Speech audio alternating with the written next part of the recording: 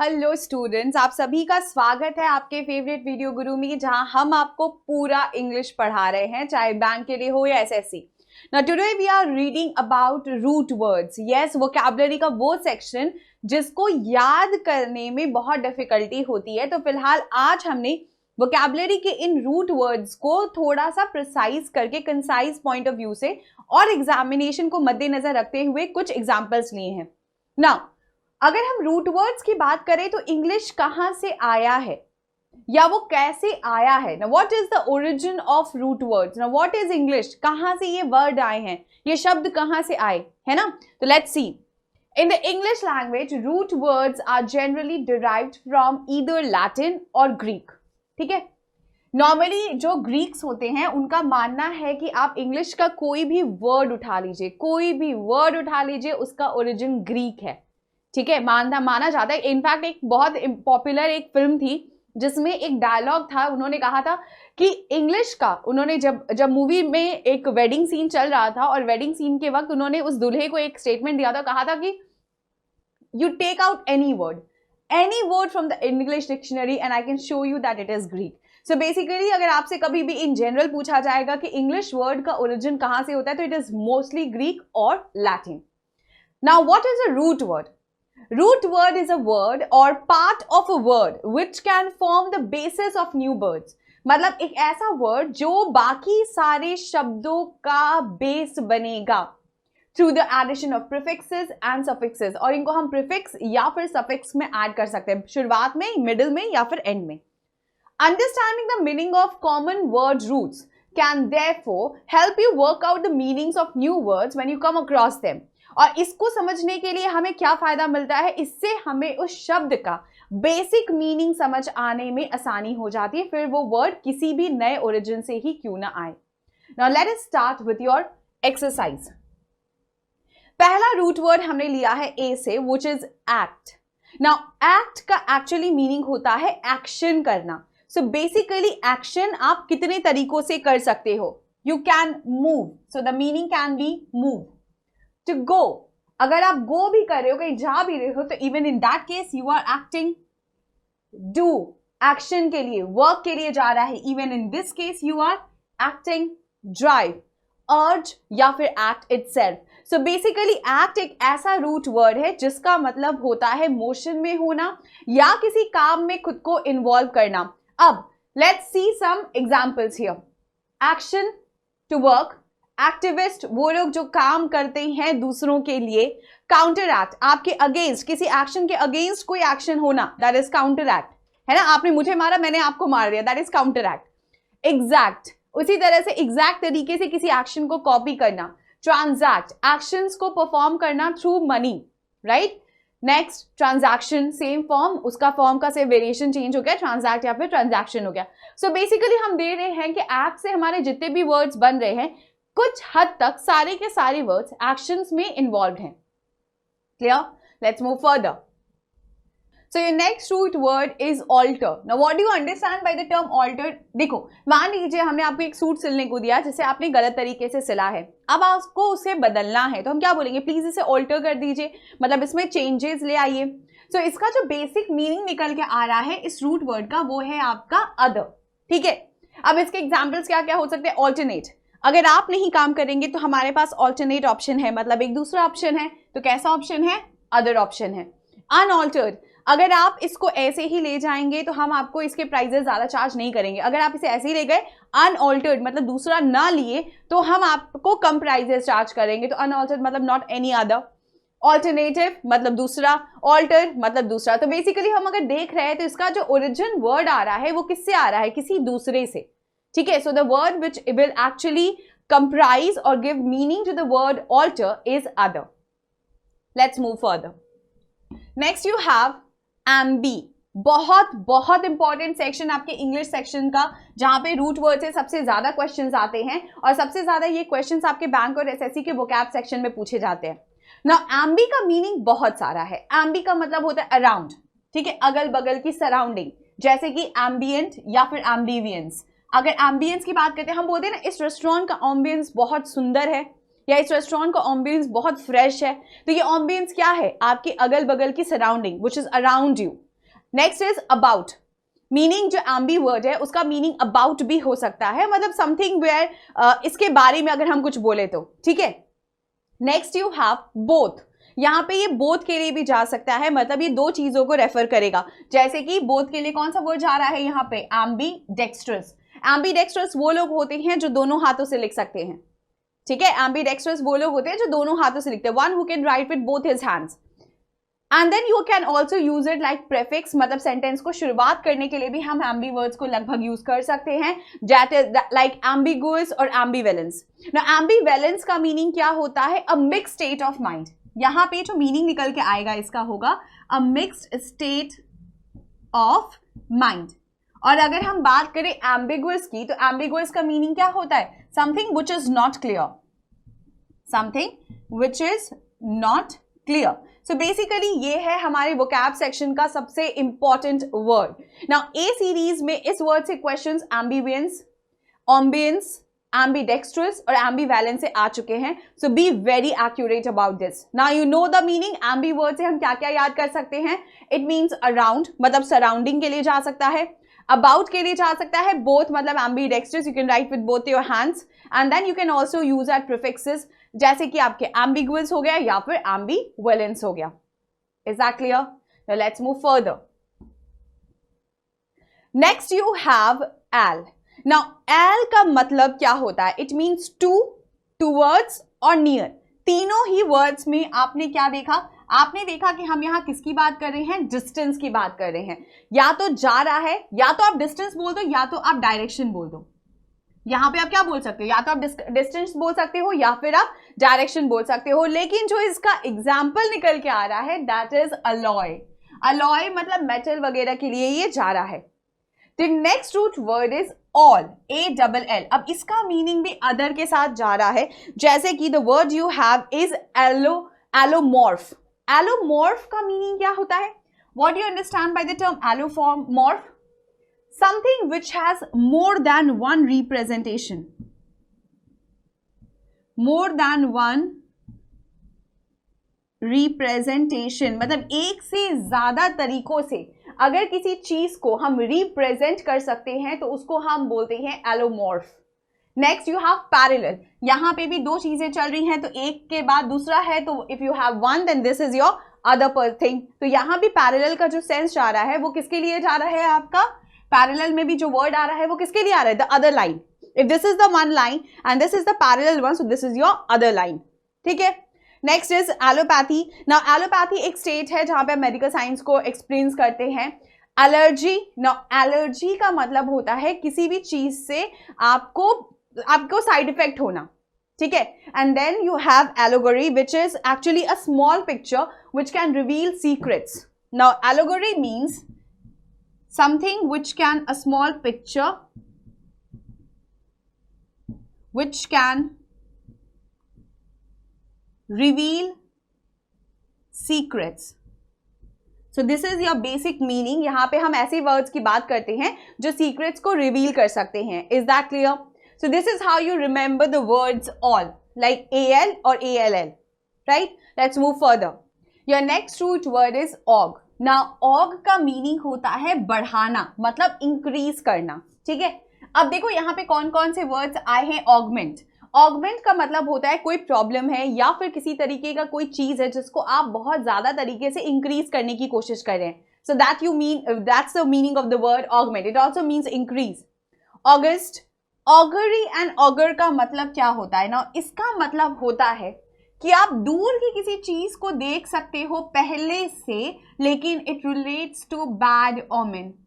मतलब फ्यूचर में हुई कोई या फ्यूचर में होने वाली कोई भी ऐसी चीज जिसको आप पहले से प्रिडिक्ट कर सकते हैं, that is said to be an augury और ऑगर। मतलब जैसे हम नॉर्मली बोलते हैं ना कि यार विच क्राफ्ट के पास चले जाओ, अगर विचेस के पास आप जाते हो या विच क्राफ्ट जो लोग प्रैक्टिस करते हैं they are very good at augur. मतलब क्या, वो बैड ओमेंस को पहले से प्रिडिक्ट कर सकते हैं कि आपके साथ क्या अच्छा होने वाला है और क्या बुरा होने वाला है। Clear? Now anthrop, the next root word of yours is anthrop, which actually stands for man, मतलब people. It will refer to persons of any kind. It will refer to persons of any kind. Like when you are talking about a philanthropy, now philanthropy is a person who actually is very fond of mankind, right? A person who is very fond of mankind, or who will promote mankind or for the welfare of the society. Then you come to the word which is misanthrope, who does not like mankind. मतलब अगर ये लोग promote करते हैं mankind को, तो misanthrope वो लोग होंगे who dislike, जिनको लोगों के साथ रहना उठना बैठना कुछ खास पसंद नहीं होता. And then you have anthropoid. Now this is actually a resemblance. Anthropoid is nothing but a resemblance of a human figure. So basically जो anthrop word आता है, इससे आप ऐसा याद रखिएगा कि somehow it relates to man or human beings. ठीक है. Now human being can be of any type. He can be a philanthrope, he can be a misanthrope, or he can also be an anthropoid. Now anthropoid मतलब आप ऐसे समझिएगा कि यहाँ पे हम resemblances की बात करते हैं कि अगर कोई person किसी human figure की तरह resemble कर रहा है तो person can be said to be an what? An anthropoid. Clear? So यहाँ पे आपने कौन से दो root words पढ़े? Og. Now og का meaning क्या आ रहा है? आपका increase. यहाँ पे जो सबसे important words है वो था आपका augury, augur and augment. Now augment means to increase. Augury and augur means where you can see or farsight things, especially when it relates to bad omen. मतलब आप पहले से ये चीजें बता सकते हो कि आगे आने वाले फ्यूचर में क्या चीजें गलत होने जा रही हैं. Anthrop is a word that actually relates to man. और यहाँ पे वो पर्सन किसी भी काइंड हो सकता है. He can like people, he can dislike people, or he can resemble people also. Clear? Let's move further. Next you have the word which is arch. Now arch word बहुत commonly आप use करता हुआ देखोगे अपने sentences में when it relates to governance or ruling. When it relates to rule or governance आप arch words को use करते हो, जैसे कि anarch.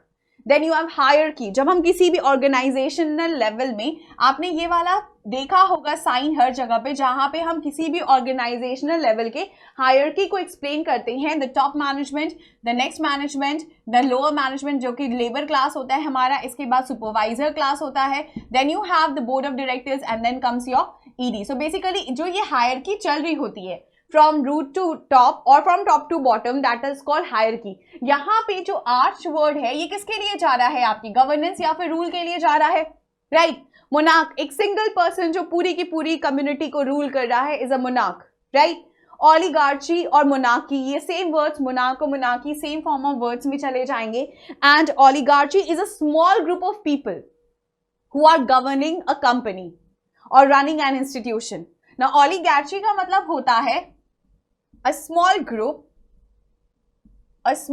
of people together governing a country or company. किसी भी छोटी कंपनी को या कंट्री को गवर्न करने वाले स्मॉल ग्रुप ऑफ पीपल को हम oligarchy बोलते हैं. The next and a very important term, a very very important term of your root word is auto. Automatic क्या होता है? ऑटोमेटिक जब आप बोलते हो तो क्या होता है? अपने आप स्टार्ट हो जाना, मतलब खुद से. इसका मतलब इस वर्ड का जो मीनिंग निकल के आ रहा है वो क्या है? Self, right? Auto actually means self. अब ऑटोनॉमी का मतलब होता है अकेले से करना. ऑटोमोटिव होता है जनरली मोबाइल इंडस्ट्रीज के लिए बोला जाता है, तो यहाँ पे भी सेल्फ स्टार्ट के लिए. Automatic same. ऑटोक्रेट जो सिर्फ खुद के बारे में सोच के काम करता हो वो. एन ऑटोग्राफ जो आपका पर्सनल सेल्फ सिग्नेचर है उसको हम क्या बोलते हैं? Autograph. Now this autograph is whose? Your own self autograph. Is that clear? So this is how you can remember the root word which is auto. Let's move further. Your next root word is Beni. Now Beni का मतलब जो होता है Greek में या Spain में या Latin में, उसका मीनिंग होता है वेल या फिर good. Now Beni means good. अब आप ऐसे याद रखिएगा, anything which shows a positive meaning is Beni. Now example इसमें आ रहा है benefactor. बेनिफैक्टर, बेनिफिशियल अगर बोला जाए, बेनिफिट, इससे क्या होता है? किसी का भला ही तो हो रहा है. Benevolent, something which is well और kind, something which is well और काइंड. ये सेम वर्ड का मीनिंग बेनेडिक्शन के लिए भी जाएगा. इस सेम वर्ड का मीनिंग जो है वो बेनेडिक्शन के लिए भी जाएगा. Then you have benefice. Now this word is a bit new. आपने ये वर्ड सुना होगा, विकार. Now who is a visar or a vicar? Now visar is a person जो चर्च में हो रही सारी एक्टिविटीज के लिए रिस्पॉन्सिबल होते हैं. मतलब वो लोग जो लोग चर्च के सारे एक्टिविटीज में इन्वॉल्व होते हैं, या फिर एक तरह से आप ऐसे बोल दो कि वो लोग क्या करते हैं, वो लोग वहां पे किसी भी तरीके का जो रिलीजियस प्रैक्टिसेस होता है उनको परफॉर्म करते हैं। सेम चीज बेनिग्नी के लिए भी बोला जाएगा, तो it also means well and kind. Benediction को आप एक और तरीके से याद रख सकते हो कि this is well and kind, लेकिन आशीर्वाद। जब भी किसी रिलीजियस प्रैक्टिस के बाद हम किसी को किसी भी सॉर्ट ऑफ ब्लेसिंग देते हैं, तो वो जो ब्लेसिंग दिया जा रहा है वो बेनेडिक्शन बोला जाता है। Clear? Any sort of blessing which you give after a completion of a religious ceremony or a religious tradition is nothing but benediction. तो बेनी वर्ड से आप ऐसे याद रखना कि it means well or good, जैसे कि benefit। benefit से बेनी याद रखिएगा, आपको बाकी सारे वर्ड्स का मीनिंग अपने आप क्लियर हो जाएगा। क्लियर? जैसे बेनिफिशियल या बेनिफिट वर्ड से बेनी को याद रखना well and good, तो उस हिसाब से benevolent is well and kind, benign is well and kind, benefice is a person who is a visar who does well for others, and benediction is nothing but an आशीर्वाद। It's a kind of आशीर्वाद जहां पे आप क्या करते हो, किसी भी रिलीजियस सेरेमनी या फिर कस्टम को खत्म होने के बाद जो ब्लेसिंग दी जा रही है तो वो भी अच्छे के लिए हो रही है। तो आप बेनी वर्ड से वेल एंड गुड को याद कर लीजिए। Your next root word is bio. ना बायो का मतलब होता है संसार, जीवन, ठीक है। So it actually means life, जैसे आपकी biology which is nothing but a science of life, जिसमें हम plants रखते हैं, animals रखते हैं, that is nothing but your science of life. Now biopsy, biology, antibiotics, ठीक है, लाइफ को बचाने के लिए जो हम मेडिसिन यूज करते हैं somewhat related to लाइफ, वो क्या होते हैं, एंटीबायोटिक्स। बायोमेट्रिक्स, आप जिंदा हैं, आपका फिंगरप्रिंट ले रहा है, बायोमेट्रिक। जब आप चेक इन चेकआउट करते हैं तो वो क्या है, biometric. Amphibious and autobiography, autobiography मतलब आपके जीवन पर आधारित लिखी हुई कोई कहानी या आपके लाइफ पे आधारित कोई किताब, राइट। तो सब कुछ किससे जुड़ा हुआ है, कुछ हद तक लाइफ से जुड़ा हुआ वर्ड्स है। Sorted, let's move further. The next of your word is by. Now by also means life. आप ऐसे याद रखिएगा कि bio and by ये दोनों वर्ड्स लाइफ को रिलेट करते हैं। कैसे, जैसे कि बायोग्राफी, बायोलॉजी एंड एम्फीबियस, जो कि कुछ हद तक लाइफ को रिलेट कर रहा होता है।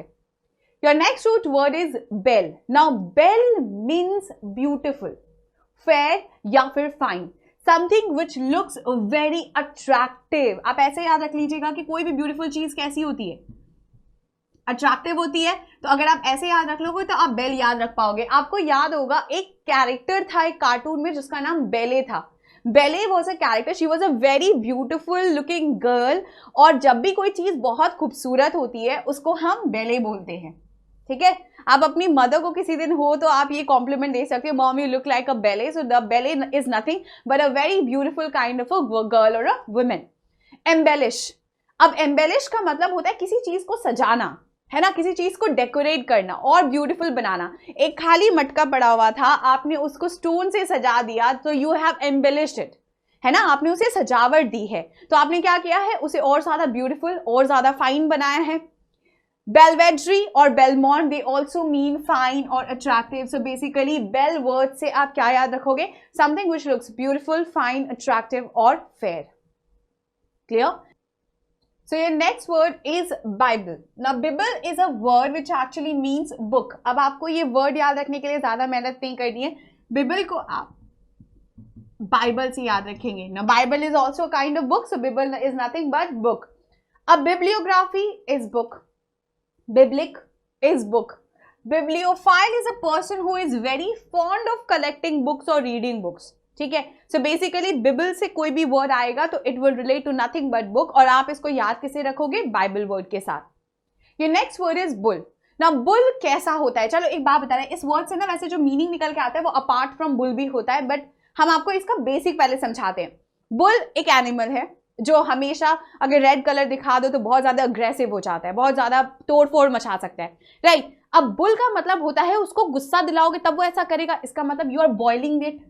बॉइलिंग का मतलब क्या होता है, हम बोलते हैं ना यार दिमाग मत खराब करो, बहुत गुस्सा आ रहा है, तो आप अंदर ही अंदर क्या हो रहे हो, आप बॉयल हो रहे हो और आपको निकलना है या फटना है ना। तो बुल से आप बॉयल या बबल याद रखना। जैसे बबल अचानक से उग के फट जाता है, वैसे ही आप बुल से बॉयल या बबल याद रखना, गुस्से से रिलेट कर दीजिए, ठीक है। या फिर आप ऐसे याद रख लो कि इसका मतलब होता है एंगर। अब एंगर में आप गुस्से में है तो आपने चला दी गोली, बुलेट, ठीक है। आपने बना दिया बुलियन या फिर आपने बना दिया एक बुलेटिन। ना बुलेटिन का मतलब होता है एक ऐसा बोर्ड या एक ऐसा न्यूज जिसको हम कैरेक्टर्स के साथ बोर्ड पे सजाते हैं, सो दैट इज बुलेटिन। वो उस दिन का न्यूज हो सकता है, वो किसी भी चीज के बारे में इंपॉर्टेंट टॉपिक्स या पॉइंट हो सकते हैं, ठीक है। तो उसको बबल के फॉर्म में ले लीजिए कि आप उसको लगाए और आपने उसे छोड़ दिया और फिर वो फटा और दूसरे दिन कोई और आ गया, ठीक है, तो वो बबल है। शॉर्ट टाइम के लिए अगर आप किसी न्यूज को सरफेस कर रहे हैं कहीं पे भी, तो that is bulletin. Clear? Let's move further. Your next word is seller. Now seller का मतलब होता है स्पीड या फिर स्विफ्ट। कोई भी चीज अगर आसानी से मखमल तरीके से निकल जाए या फिर किसी चीज में बहुत ज्यादा स्पीड या अग्रेशन दिख जाए तो दैट इज सेलर। ये वर्ड आता है सेलरिटी से या फिर एक्सिलरेशन, विच ऑल्सो मीन्स कि इसमें स्पीड ज्यादा है। Then comes chant. अच्छा, what was she doing? She was chanting a song. She was chanting. She was chanting मतलब she was singing. वो क्या कर रही थी? She was chant. Chant मंत्र किया जा सकता है, जिसको हम मंत्र को भी हम बोलते हैं ना कि what is he doing? He is chanting. Chanting का मतलब होता है मंत्रों को पढ़ना एक रिदम में, एक फ्लो में। तो कहीं ना कहीं वो म्यूजिक से रिलेटेड होता है, इसीलिए उसमें सॉन्ग आ जाता है। क्लियर ना? एनचैंटिंग का मतलब होता है बहुत ही ब्यूटीफुल तरीके से गाना। उसी तरह से चांटली क्लियर का मतलब अगर हम बोले तो it means a domestic cock, ठीक है, एन इमेजिनरी। ना chanticleer is not a word actually, ये एक्चुअल मीन करता है किसी भी इमेजिनरी डोमेस्टिक कॉक के लिए। क्लियर? चलिए let's move further. Next you have seed.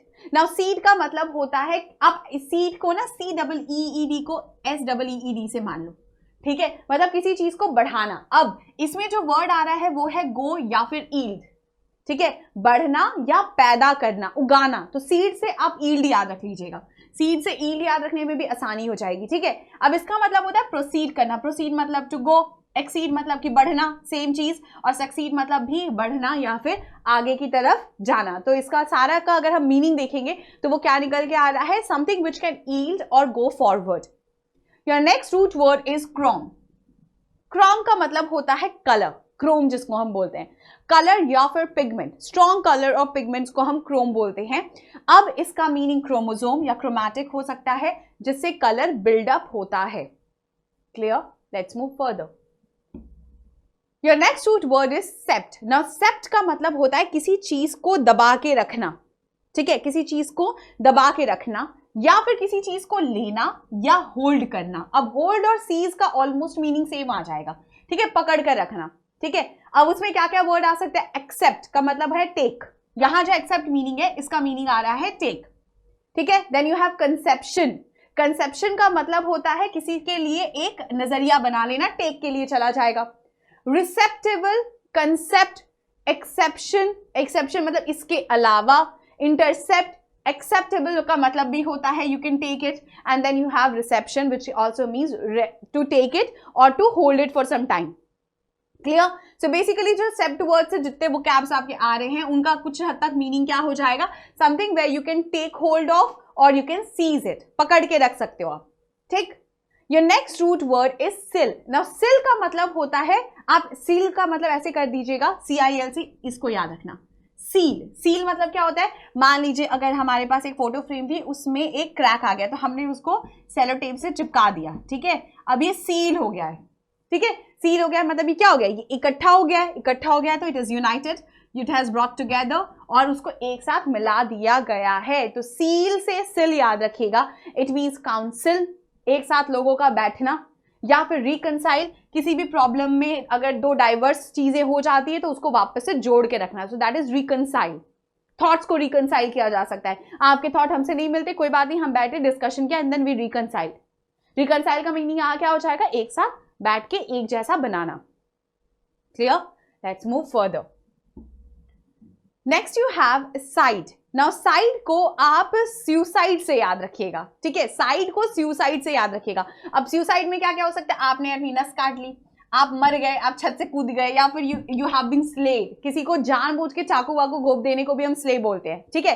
अब एग्जाम्पल में सिजर ले लो, सिजर से क्या किया आपने? किसी पर्सन का हाथ पकड़ा और खत्म, या फिर सुसाइड कर लिया। तो साइड वर्ड बहुत ईजी है, साइनाइड से याद रख लो भाई, पर तुरंत मरना है, हमें सफर नहीं करना, तुरंत गए साइनाइड खरीदी और खा लिया।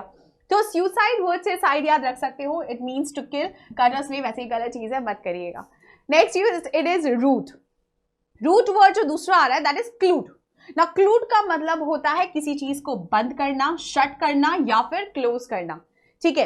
इट मीन्स कंक्लूड, खत्म। एक पूरी स्टोरी चल रही थी, आपने कंक्लूजन दे दिया, क्लूड दे दिया। क्लूड मतलब कंक्लूड कर दिया, you have shut the story. Preclude, इसी तरह से एक्सक्लूड, इंक्लूड। इंक्लूड का मतलब होता है किसी चीज को दोबारा से अंदर घुसाना और फिर रोक देना। In the same way, you have exclude and preclude. Now, preclude also means something where you are preventing something from happening. ठीक है, preclude का meaning obstruction से भी होता है, और prevent something from happening. Clear? Okay. Now let's move further. Your next word is debt. Now debt का मतलब होता है धार देना या उधार देना, मतलब वो जिसको भी आपने दिया है वो आपको ओ करता है कुछ पैसा, है ना। इसका मीनिंग आ जाएगा indebted. I think this is one of the very easiest word which you can actually remember from the word root word debt. The next is del. अब del को आप delete से याद रखना। जब आप किसी चीज को डिलीट करते हो तो मतलब क्या करते हो, आप उसको खत्म कर रहे हो, है ना। क्या कर रहे हो, खत्म कर रहे हो। तो आप क्या कर रहे हो, उसे डिस्ट्रॉय कर रहे हो या फिर इरेज कर रहे हो। तो डेल से, जैसे आपके लैपटॉप पे या कंप्यूटर पे एक डेल की होता है, वो क्या करता है, वो चीजों को इरेज करता है या डिलीट करता है। आप इससे याद रख सकते हैं कि वो आपकी चीज को डिस्ट्रॉय या फिर इरेज करेगा। इसका मीनिंग क्या क्या आ सकता है, इंडेलिबल, डिलीट, डिलीशन या फिर डेलेटेरियस। इनमें से कोई भी वर्ड आप उठा लो, उन सबका मीनिंग लगभग इरेज से जाएगा। Now deleterious also means to cause harm or damage. It also means something which can cause harm or damage. So this is how you can relate to different words in your root words. हम ऐसे root words को आज खत्म नहीं कर रहे हैं, next day और भी बहुत सारे रूट वर्ड्स के साथ आपसे मुलाकात करेंगे। तब तक के लिए keep revising and thank you for joining us.